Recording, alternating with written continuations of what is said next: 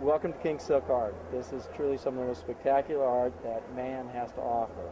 What you're seeing is this is all silk embroidered, and it comes from a province in China called Suzhou. And this art has been done for over 2,000 years. There are families that were put there by the emperor to embroider his robes.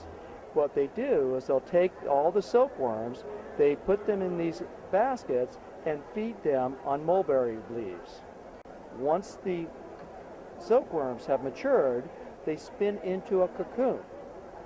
And here's an example of a cocoon stage. The cocoon itself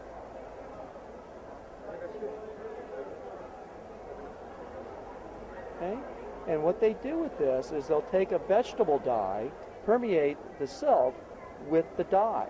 So what you're looking at is an organic to an organic. So the dye becomes a permanent fixture in the silk thread, and so it will never lose its color. They can get about 2,000 feet out of one cocoon of that very, very fine fiber. This is thinner than a human hair. They'll then take this and literally just start stitching it.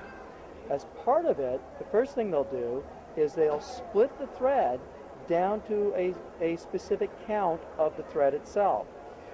The thread starts with a total of 16 strands.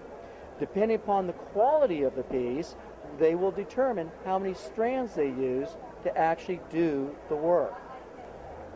Something like this, like a tiger for example, these top quality pieces will take anywhere from months to years to complete. So if we look, for example, at the back of one piece, and here you can actually see that how lovely it actually is. And if you were to rub your hands over it, you can actually feel the little knots. This is actually one of the key elements to tell you that this has actually been stitched by hand.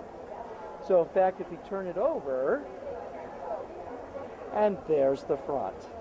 Absolutely wonderful.